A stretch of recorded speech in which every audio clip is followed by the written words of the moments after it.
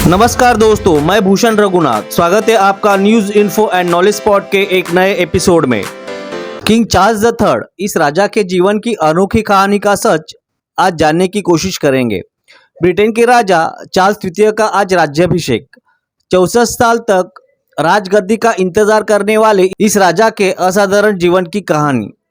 जब चार्ल्स का जन्म हुआ तब उनकी माँ एक राजकुमारी थी। जब चार्ल्स 4 वर्ष के थे तब उनकी माता रानी बनी। जब चार्ल्स 10 साल के हुए तो उनकी माँ महारानी एलिजाबेथ द्वितीय ने उन्हें प्रिंस की उपाधि दी। तब प्रिंस चार्ल्स ब्रिटेन की गद्दी के लिए कतार में खड़े हुए। वह अपने माँ की मृत्यु के लगभग 64 वर्ष बाद राजा बने। उनका आधिकारिक राज्याभिषेक समारोह आज लंदन में हो रहा है। इस आदमी ने पिछले 64 साल हम कौन है और हमारा काम क्या है की खोज में बिताया है। जब से वह मुश्किल से खड़ा हो पाते थे तब से रानी को छोड़कर आसपास के सभी लोग उनके आगे झुक जाते थे और उन्हें सर कहते थे। उन्हें लगातार बताया जाता है कि आप भविष्य के राजा हैं, ब्रिटिश साम्राज्य के रक्षक हैं, और उन्हें यह सुनकर शाही परिवार के सुनहरे फ्रेम के भीतर अपने जीवन को फिट करना पड़ा। अब 1/3 युवा ब्रिटिश नागरिक राजशाही नहीं मानते और कम से कम 40% वृद्ध नागरिक इस चार्ल्स को पसंद नहीं करते। ऐसी प्रजा के राजा के रूप में आज उनका राज्याभिषेक होगा। राजा की संस्था का इतिहास हमें बताता है कि आज से पहले का राजकुमार एक अलग व्यक्ति होता है, ताज के बाद का राजा एक अलग व्यक्ति होता है। युवावस्था में प्रिंस चार्ल्स कैसे थे? उन्हें महल के दमघोटू वैभव का ज्यादा आनंद नहीं आया। वह हमेशा इंग्लैंड के एक खूबसूरत गांव में जाना चाहते थे। उन्हें लंदन की ऊंची इमारतें बिल्कुल पसंद नहीं थी। उन्होंने एक बार गुस्से में आर्किटेक्ट से पूछा, 30 मंजिला ऊंची इमारतें क्यों बनाते हैं? उन्हें आधुनिक इमारतों से नफरत है। प्रिंस चार्ल्स ने एक बार डॉक्टरों के एक सम्मेलन का उद्घाटन किया। उन्होंने कहा, आधुनिक चिकित्सा प्रणाली पीसा की झुकी हुई मीनार है। वह आधुनिक चिकित्सा के तुलना में होम्योपैथी में अधिक विश्वास करते थे। शेक्सपियर लगभग उनकी जुबान पर था। उनका मानना है कि जब जीवन में कठिन समय आता है तो उन्हें शेक्सपियर की गवाही लेनी चाहिए और उसके पात्रों के अनुसार कार्य करना चाहिए। विज्ञान और प्रौद्योगिकी के बाद उद्योगों का उदय हुआ। उससे पहले का युग चार्ल्स को पसंद है। वह इस बात पर भी अड़े हैं कि जैविक खेती की जाए, खेती में रासायनिक खाद और कीटनाशकों से परहेज किया जाए।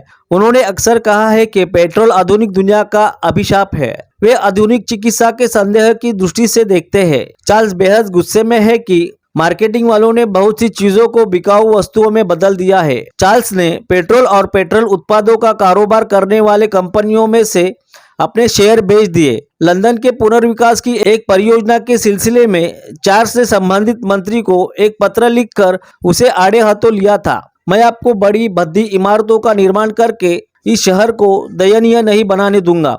इस प्रकार दम भी भरा था। चार्ल्स खुद एस्टन मार्टिन यह गाड़ी चलाते हैं। तुम्हारी यह गाड़ी शराब से चलने वाली चाहिए। उन्होंने शोधार्थियों के सामने अपना स्वप्न व्यक्त किया था कि पनीर बनाने से जो द्रव बच जाता है उसका पेट्रोल के स्थान पर ईंधन के रूप में प्रयोग किया जाए।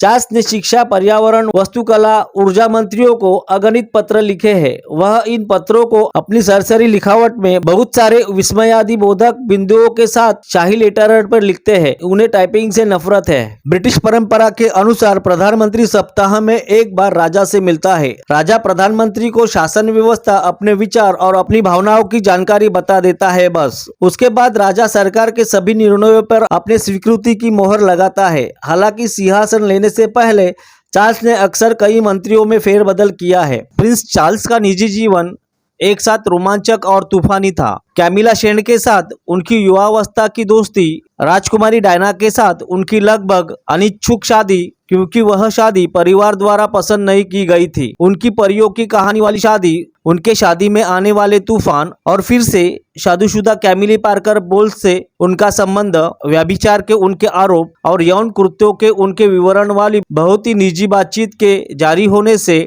सामने आए अपमानजनक क्षण, तलाक के बाद राजकुमारी डायना की आकस्मिक मृत्यु और फिर प्रिंस चार्ल्स की एक साधारण समारोह में कैमिला से शादी, ऐसी एक लंबी व्यक्तिगत यात्रा के बाद यह आदमी अपने जीवन की एक शाम को सिंहासन पर बैठ रहा है। यह सब होते हुए छोटे बेटे और बहू प्रिंस हैरी और मेघन ने दिया हुआ दिल का दर्द तो साथ है ही।